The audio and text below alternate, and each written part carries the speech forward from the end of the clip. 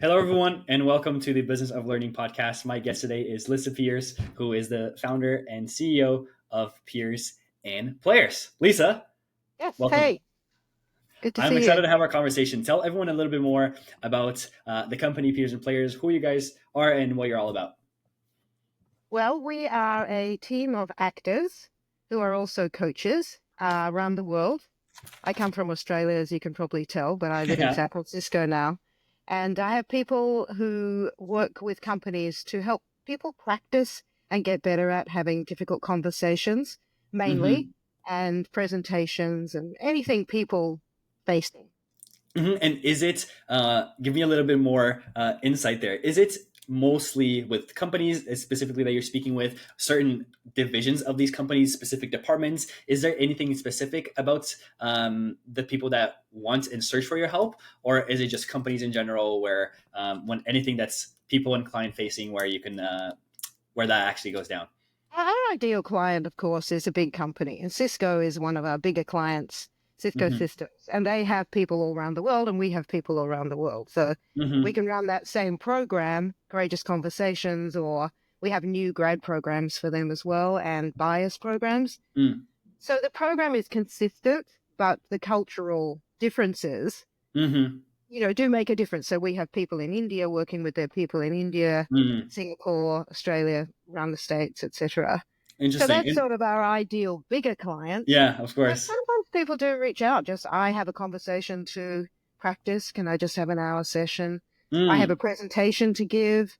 I want to rehearse it and get some coaching on it. So it's anything in between. Awesome.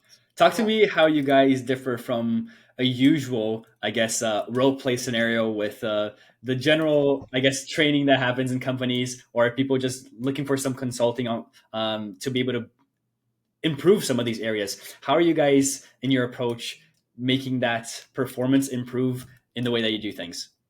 Well, firstly, most people, when they hear the word role play, they want to run for the hills Yeah. because they're doing it with each other. And that's not as effective. Like when we mm, do it, we don't have preconceived ideas or biases mm, about people, about the organization. We don't have to come back tomorrow and work with you. So we can be very honest and frank with our feedback.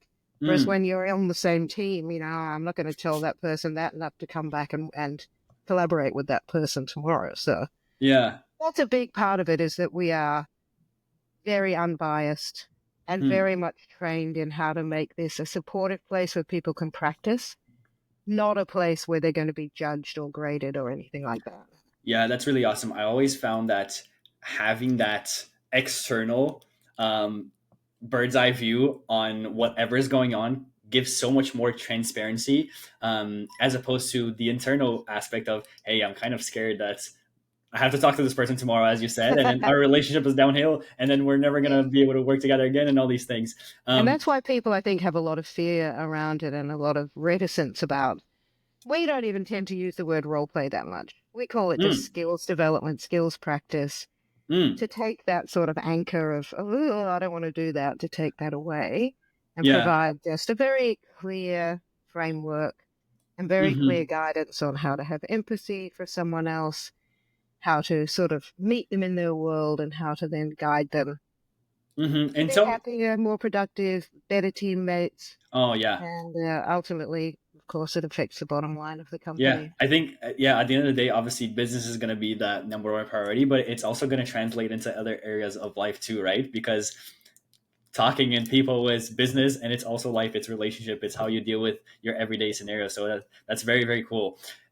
Talk Yeah, to you don't know me. how many times people say, "Oh, my Oh, wife told me that," or "My husband told me that," and I'm like, "Oh, really? Oh, that's interesting." firsthand proof of concept for Like, you. well, maybe you could practice some of these skills in your Yeah. life outside of work, but that's not our focus. And what made you want to start a company that did this, and what made you even think that this was something that you thought you could help businesses and other organizations with? Well, firstly, I did some role play for another company myself and really liked it because my hmm background is not just acting, it's also producing and directing in theater. And hmm so we're using all of those skills And, as a business owner, of course, you're always using your skills as well. So, Yeah. and I wanted to find a business apart from my acting career that wasn't going to take me on tour or away from the home when my kids were small. So that was sort of my personal reason for wanting to find a business. And how long has it been now? I don't know the exact number. How long has the company been running now? We started in 1998. Awesome, 1998. That's 1 year before I was born, which is I a little bit figured. of a while ago. And it's funny because I've also spoken with some people now, and now we're having conversations. Yeah, how old are you? Yeah, I'm 20 years old. Oh yeah, so like you're also what, 2001, 2002, and it's like, yeah, more like 2006. And I'm like, ah. So it's an interesting conversation to have, even for myself, who may be on the younger side. Yeah, But yeah. tell me some of the lessons, or some of the most crucial things that you've learned, in these 2 decades of running the business and having your own company, that allowed you to be where you are now today. Well, personally, and this goes back a little bit to your question before, I made a lot of mistakes myself in communication. Mm, And I still do. I mean, we all still have to learn. It's no, wonder that I'm teaching what I most need to learn kind of thing. mm-hmm, I pissed off a lot of directors, and I was a very entitled young like star actress in mm, Australia. And now that I'm on the other side and I'm hiring people and deciding whether they're going to do projects and things, I really understand much more about the impact of my poor mm-hmm, communication skills. Um, and I don't know, it's just been a learning curve because I'm not trained in business. I didn't go to college for that or anything like that. I went to mm-hmm, drama school, and so over the years, I've had to develop systems and uh, ways of talking about the business, which is why doing a podcast is a good idea too, because it helps me to sort of express what we do and sure, tap into my passion about what we do. mm-hmm, So I don't know, there's been a lot of lessons. The main one, I guess, the thing I'm most proud of is my ability to train my people now. mm, Over the years, I've really honed like our approach and the way that we give the feedback, the way we make it really useful for people. And that's been trial and error. The whole thing has been just school of hard knocks.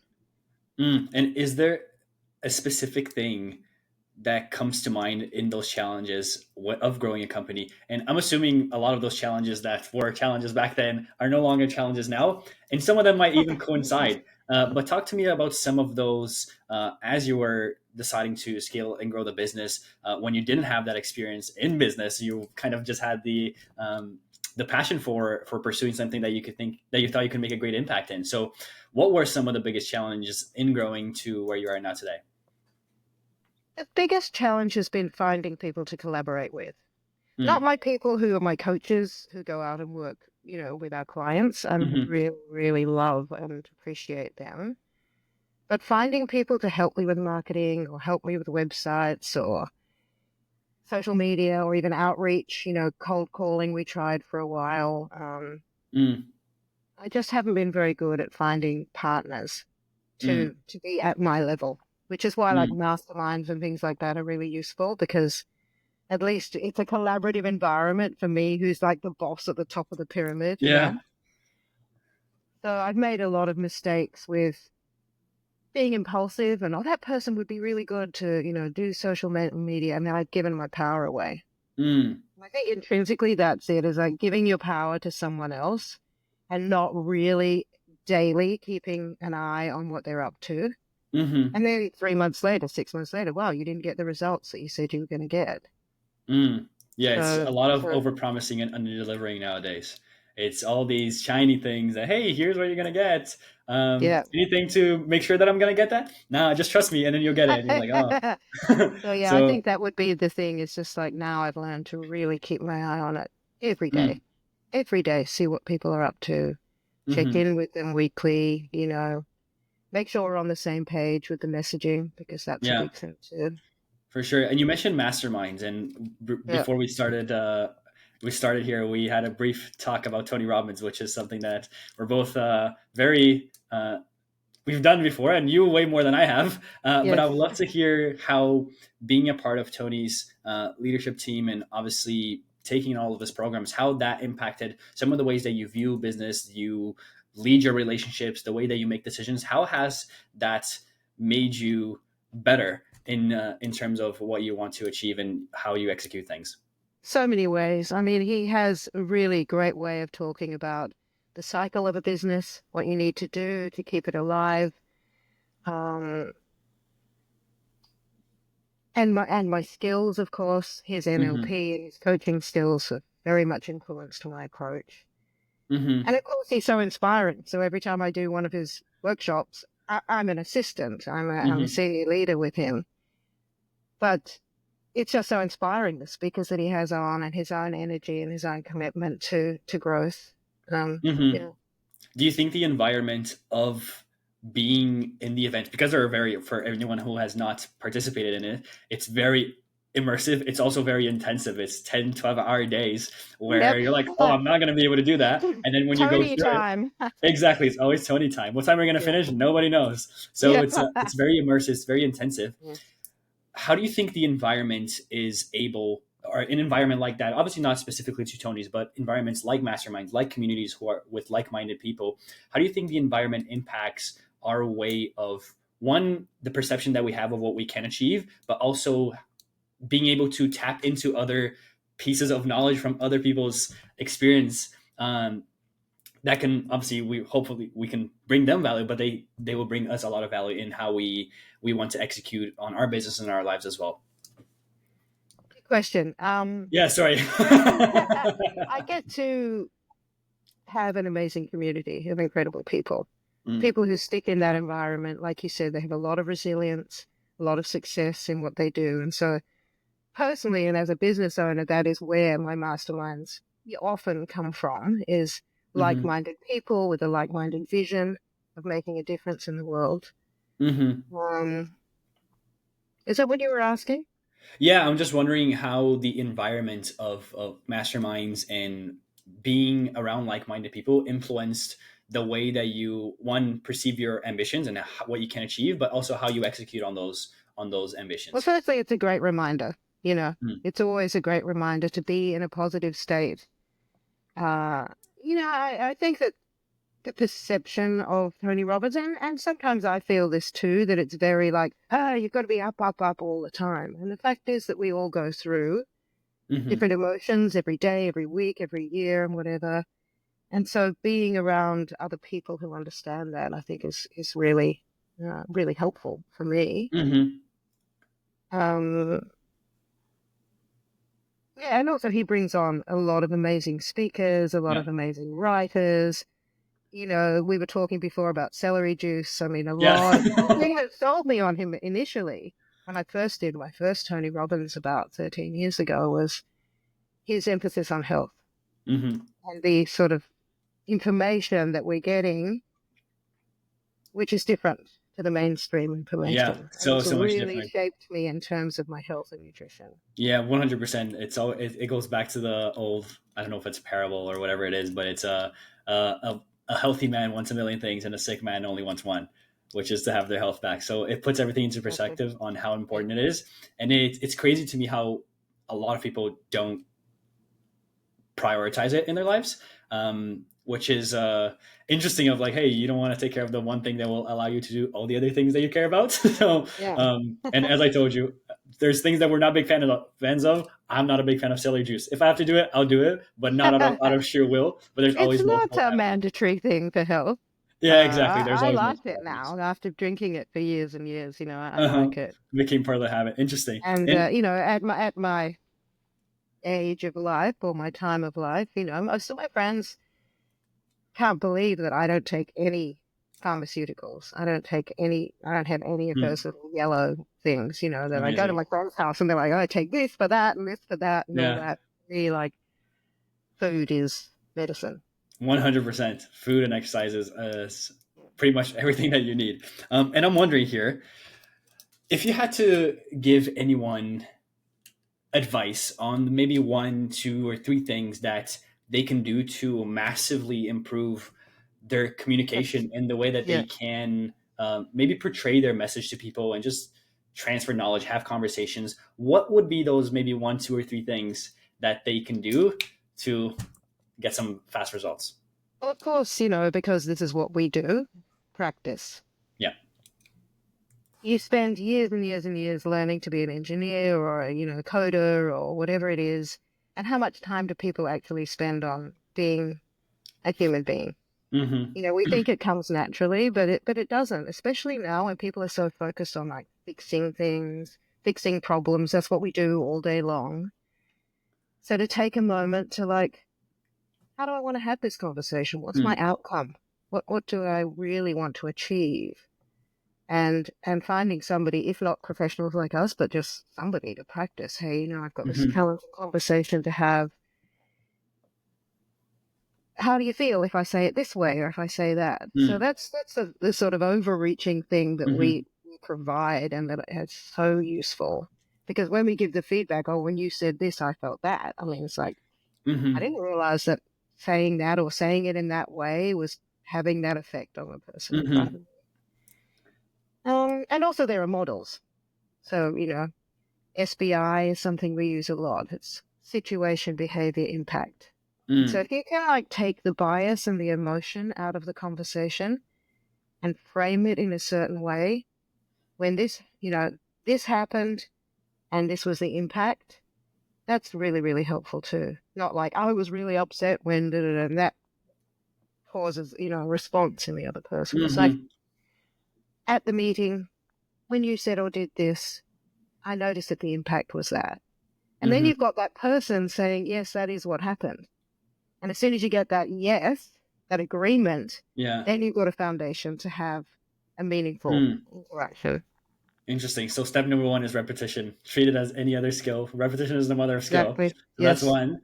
And two is just being aware and acknowledging the fact that sometimes things will go a certain way. Make sure that you understand and tell the other person that here's how you feel, here's how that happened, and here's how you can push through that. Was that more or less in a general sense? Yeah, Uh, yeah. Acknowledging it and trying to recognize one's own bias and mm-hmm. the other person's bias and having empathy for them. Mm. Where are you coming from? What's your background? What's your Yeah. perception? So not, especially as a manager, not just telling how it is, but Mm-hmm. getting the other person, like, it's kind of like a sales thing, really, if you, not with a nefarious intent, but, getting that person to nod and say yes and have a sort of shared understanding of what you're talking about Sure. is 100%. groundwork for having, a conversation that's going to end Yeah. well. Mm-hmm. And what are some of the mistakes that people usually make when they are trying to improve these areas, but they maybe don't have the right people to give them the feedback, or they don't know exactly what to look for? Big thing that we get in a lot of our clients is a culture of niceness. Mm. So what I mean by that is like everybody's trying to be so nice and get on with everybody all the time and have that, all this open plan, like Mm. offices or working from home. People don't want to go there with things that are difficult. Mm. And so because they don't, things remain unsaid or undone, and resentment can build up, passive behavior can build up, Mm. bias can, stack one on top of another, the way that you think about people. And if you don't have the conversation, then yeah, it's all nice on the surface, but Yeah. underneath, Yeah. there's often a lot of emotion, a Mm-hmm. lot of unsaid things that are like the elephant in the room getting in the Yeah. way. Interesting. So it's almost like they are trying to kind of brace for impact at, like right at the front of it, but Yeah, yeah. then the damage below is going to be so much worse because of everything that builds up on top of that I would guess a wall, the fake wall that it gets built up with the niceness. So how should people try to think on, or how should people try to work on not focusing on being nice and just making sure that when they try to communicate, they do it in a clear way as opposed to trying to lessen the blow. Permission is a big part of it too that we didn't talk about. Is like, Mm. is now a good time? Can I talk to you about my reflections about this? Hmm. So getting the person's permission to go there. It's not that you're not nice. It's not that you're not friendly. In fact, if you clear away all the layers, you can really be truly who you are. And, Yeah. basically inside of us all is empathy. Mm-hmm. Is like, it's really helpful to try to understand what someone else is going through, because quite often we've gone through something like that. Yeah. It might not be in the exact circumstance, but we've all Mm-hmm. felt sad, we've all felt angry, we've all felt resentful. Hmm. And I think if you remember to sort of connect on a human level, then of course you're going to be able to collaborate better. Awesome. That's really, really great. I have one last question for you, Lisa, which is Okay. actually not a question for me. It's a question from our last guest. Oh, And okay.